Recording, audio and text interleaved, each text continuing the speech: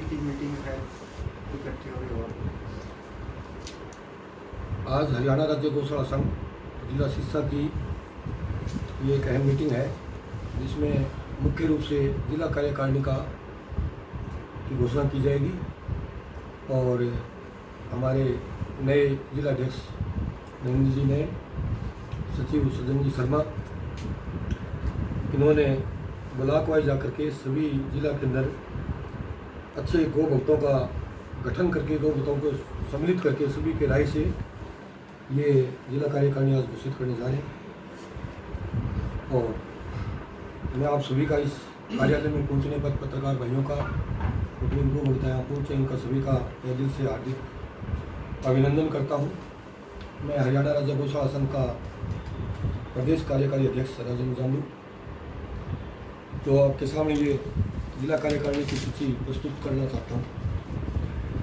आपसे एक ही विनती रहेगी मेरी हमेशा कि गाय के लिए आप हमेशा जो सहयोग कर रहे हैं उससे बढ़ चढ़ कर भी गौशाला और गाय के लिए आप हमारा सहयोग करोगे और गाय की रक्षा के लिए आप की भागीदारी सुनिश्चित होगी। मैं यह आशा आपसे रखता हूँ। श्री नरेंद्र जी लैंड जिलाध्यक्ष होंगे खारिया से, जिन्होंने 8-10 साल गौशाला चलाई है खारिया की, बहुत अच्छा काम किया है। अंजनी जी लड्डा एलनाबाद हमारे जिला संयोजक हैं। राम सिंह जी कागदाना जो पूर्व सदस्य रहे हुए हैं गौ सेवा आयोग में, वो संरक्षक हैं। श्री सज्जन शर्मा जी माधुसिगाना जिला सचिव हैं। श्री सुभाष जी पूनिया कोषाध्यक्ष, श्री रमेश जी मेहता जो XMC हैं कार्यकारी जिलाध्यक्ष हैं।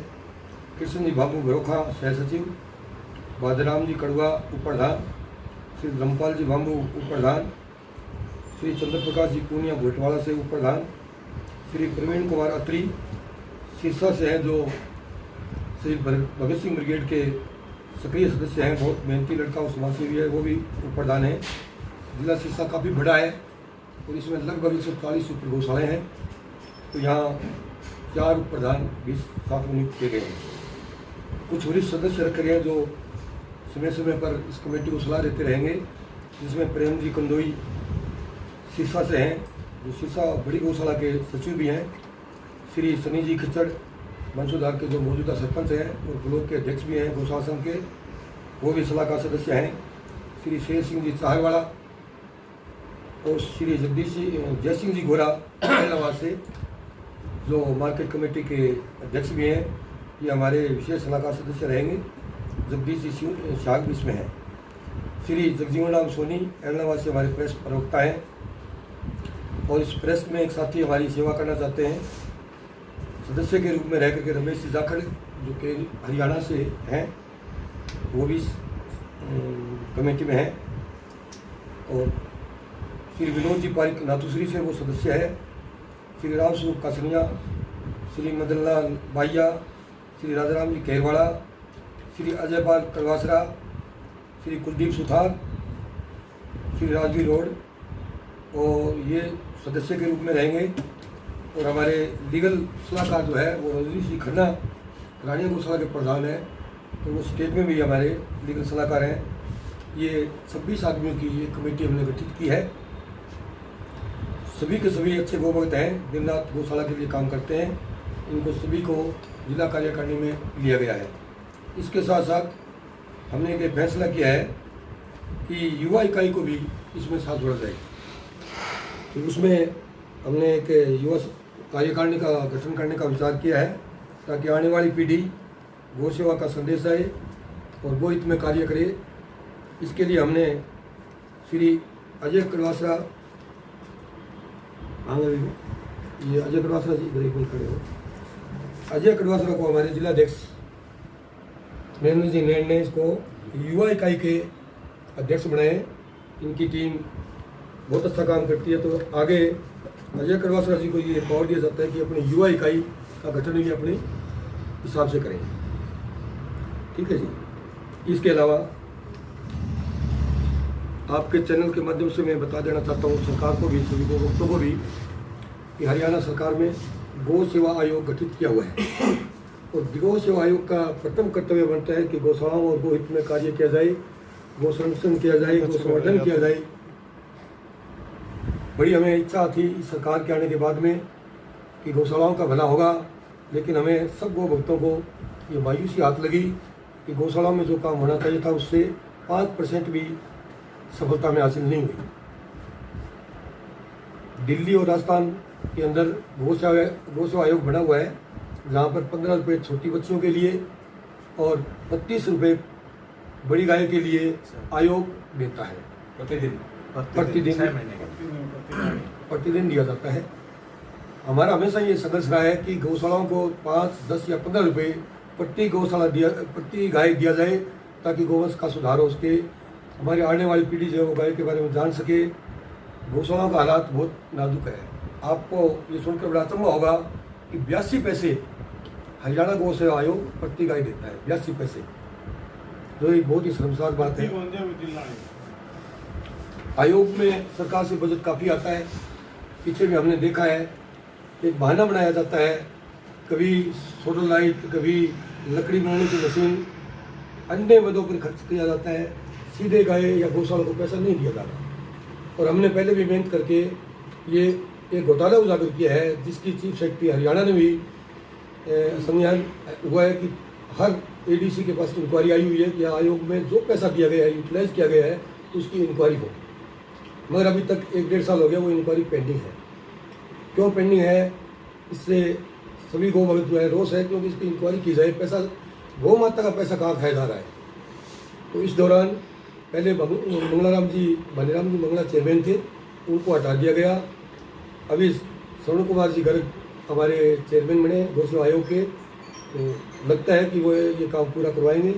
और हमारा संघर्ष रहेगा, ये कार्यकारिणी सशक्त कार्यकारिणी बनाने का यही मकसद है कि गौशालाओं को जो इनका हक है वो दिलाया जाए, गाय को हक दिलाया जाए।